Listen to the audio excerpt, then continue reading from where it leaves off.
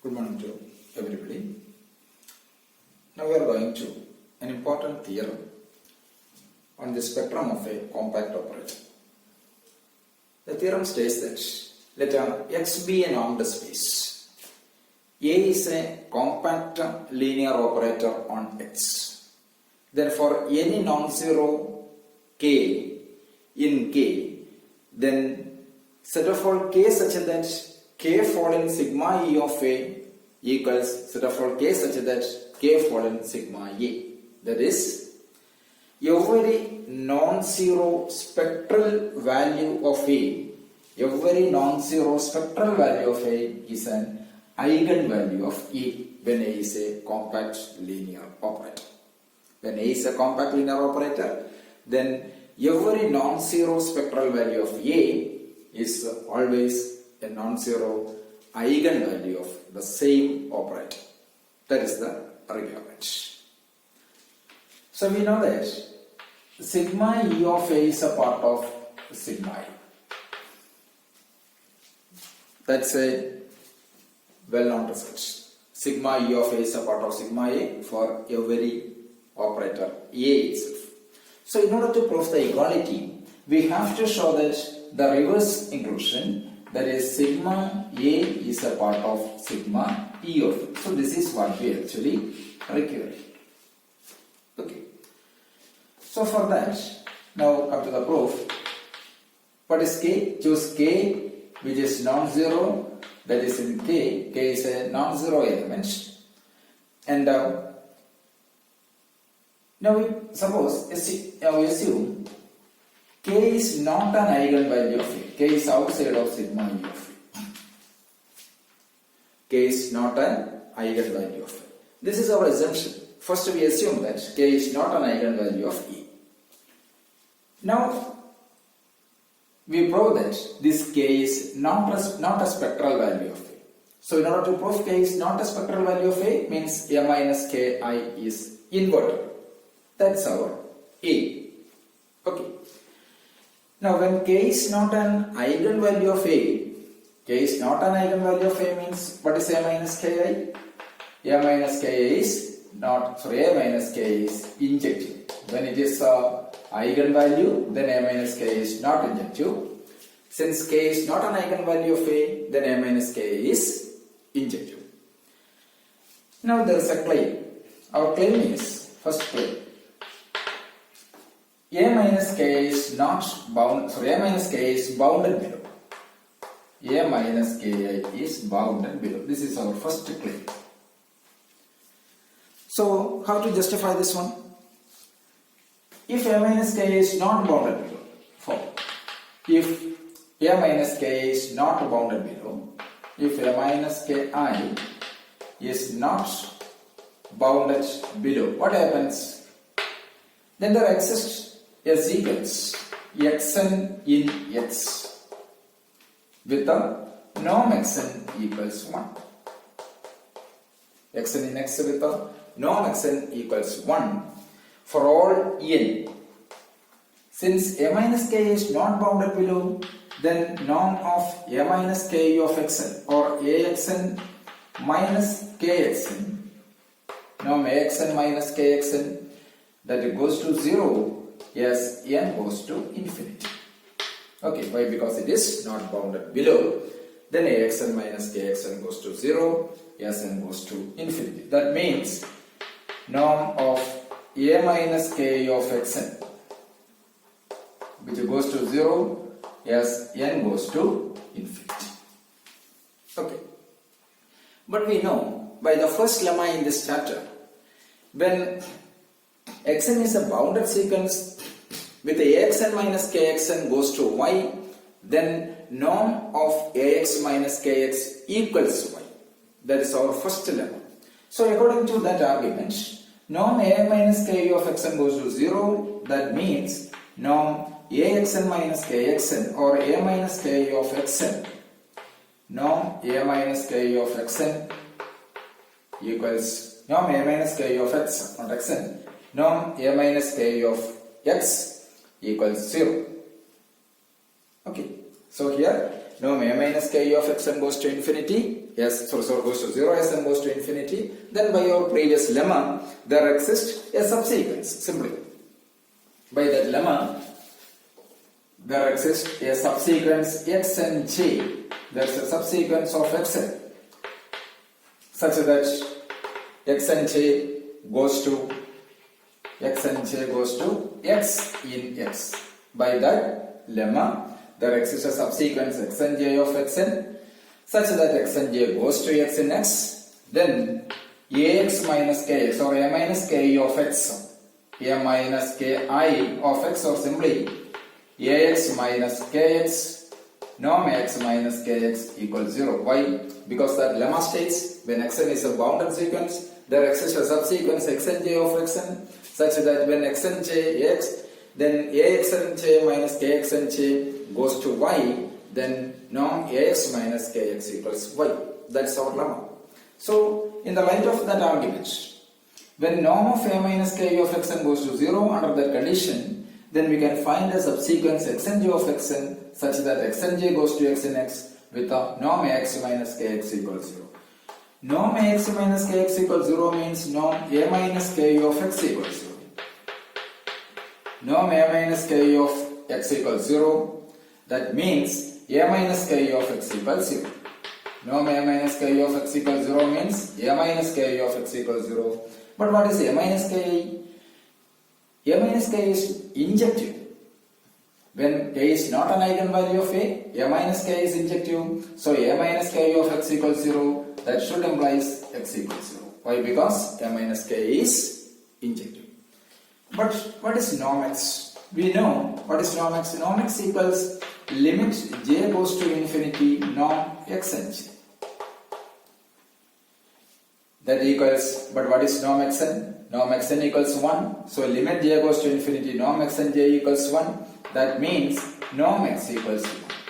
Here norm x equals 1 but x equals 0. That's a contradiction.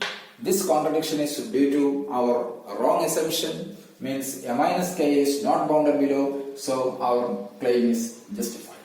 So a minus k is bounded below, so this claim is justified here. Agree. Now, after that claim, our second claim is a minus k is surjective. In order to prove a minus k is invertible, now we prove a minus k is surjective. That's our second claim. Another claim second. This is first. A minus k is surjective. A minus k is surjective. How to prove this one?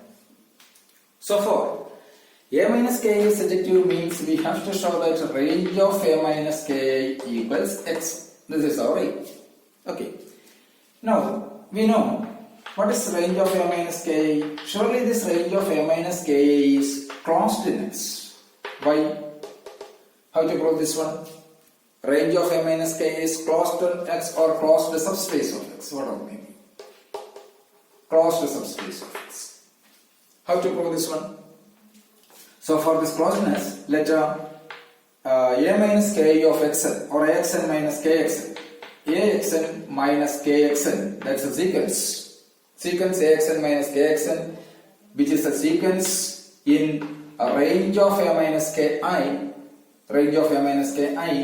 which will be converged to some y in x. Let axn minus kxn presents in range of, that's a sequence in a minus k, range of a minus ki. Suppose it is converged to some y in x. Then since it is converged to some y in x means a minus k of xn or axn minus kxn, axn minus kxn can be rewritten as a minus k of xn, which is bounded in x. That's a bounded sequence in x. A minus k of xn is a bounded sequence in x. What is a minus k? We know that a minus k is bounded below. Therefore, surely the secant xn is a bounded secant in x. Secant xn is bounded secant in x. Bounded sequence in x. Why? Because this a minus k is bounded below. Xn is a bounded sequence in x. Then, according to our first lemma in this chapter, there exists a subsequence xnj of xn such that xnj xnj converges to xnx. xnj converges to xnx and ax minus kx. When axn minus kxn goes to y, then according to this argument, for the first lemma, we have ax minus kx equals y. Ax minus kx equals y means a minus k of x equals y. A minus k of x equals y, that means this y presents in where? Y presents in range of a minus k. Why? Because y is expressed as in this way. So y is in range of k. What is actually y? Y be the limit point of the sequence. Means every limit point of the sequence of range of a minus k should lies in the surely range of a minus k is a closed subspace of x. So for the second claim, this range of a minus k is the closed subspace of x is finished there. Okay, so that is already finished. That is range of a minus k is a closed subspace of x. Enough. Now let yn, choose some yn, define yn equals a range of a minus ki all to the power n, where n equals 0, 1, 2, 3, etc. Okay, range of a minus ki all to the power n. Now listen, now to prove this yn is closed in x. Yn is closed in x. This is our another argument. Yn is closed in x. How? So for when n equals 0, what happens? For n equals 0, what happens? This yn equals x itself. Surely the result of proof. When n equals 1, what is y1? Y1 is the range of a minus ki, and we here prove range of a minus k is a closed subspace of x. So clearly y1 is closed in x. Now when n greater than or equals to, for n greater than or equals to, now you can expand this range of a minus k all to the power n. This a minus k all to the power n, you can expand this a minus k all to the power n using binomial. That is a minus k all to the power n is equals it is a to the power n plus nc1 into minus k into a to the power n minus 1 plus nc2 into minus k whole square into a to the power n minus 2 plus etc.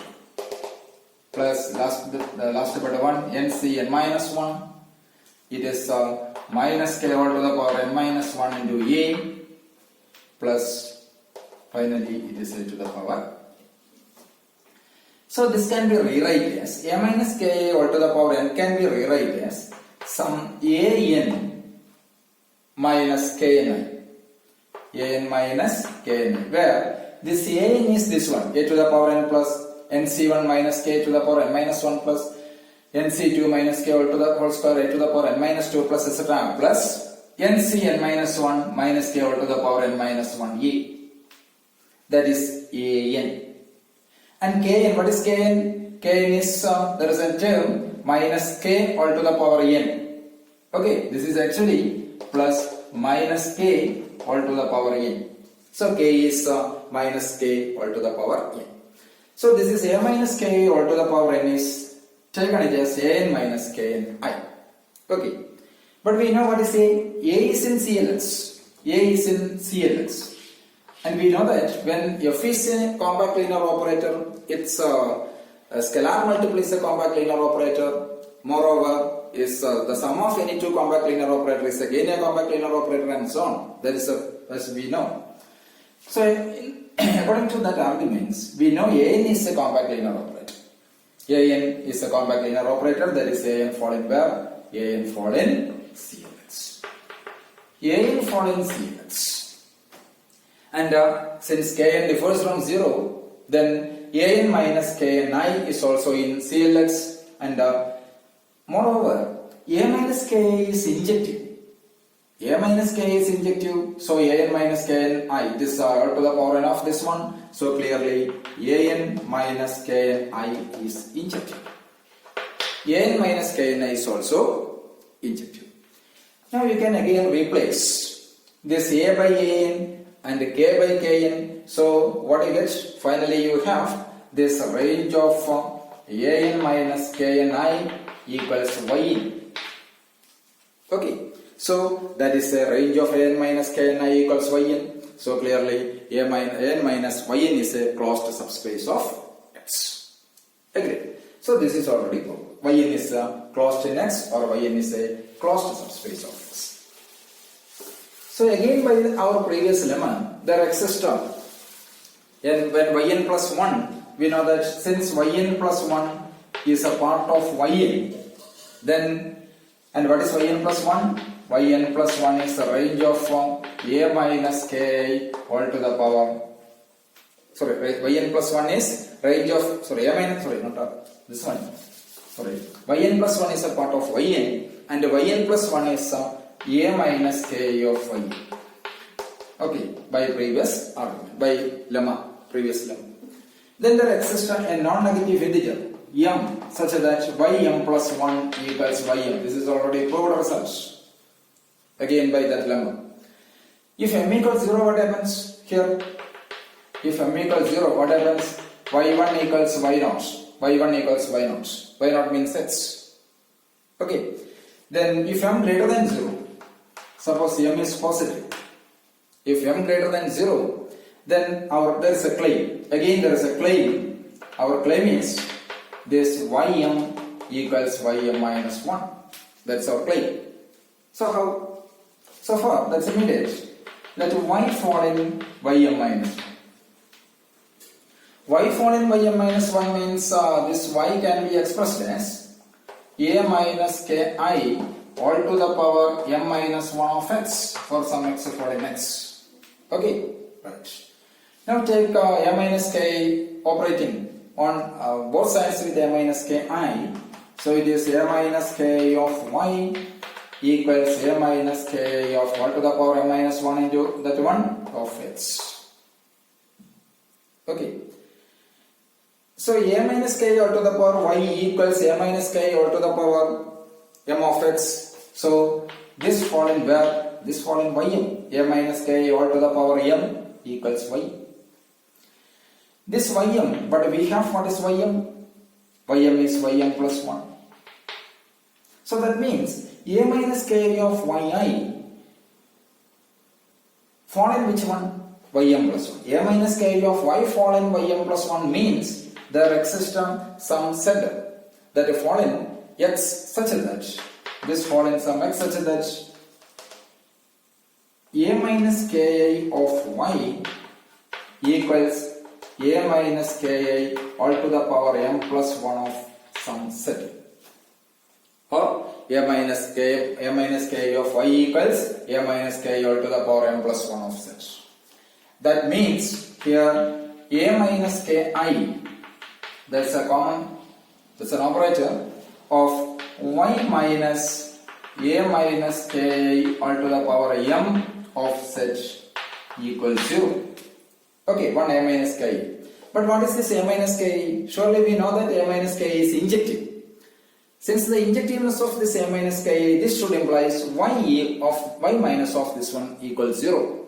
So that means y minus that one equals 0 means y equals a minus ki all to the power m of set. So y minus a minus ki all to the power m of z equals 0. Y equals a minus ki all to the power m of z. Why? Because a minus ki is injective. That means this y should fall in where? Ym. Okay. So that means, but y is chosen from ym plus 1. So ym equals ym plus 1. Now if m greater than 1, similarly you can argue that this ym plus 1 equals ym minus 1 equals ym minus 2 equals etc. equals y1 equals y0. So inductively you can prove this.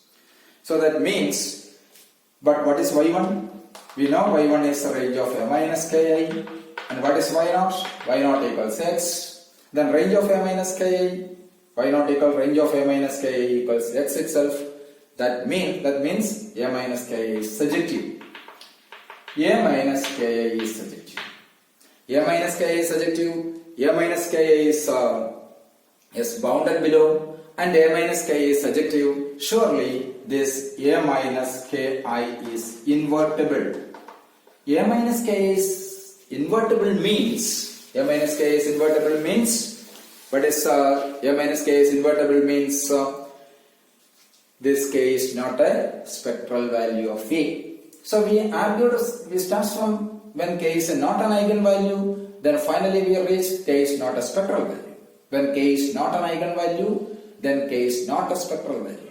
So come to the negation. That means when K is an eigenvalue, then this should imply this K should present in sigma A of K is an eigenvalue, then K is a spectral value of A. That means sigma A of sigma E of A is a sigma A is a part of sigma E of A. Sigma A is a part of sigma E of A. That means by again sigma E of A is a part of sigma A. So combines sigma E of A equals sigma A. So that is the requirement. Agreed.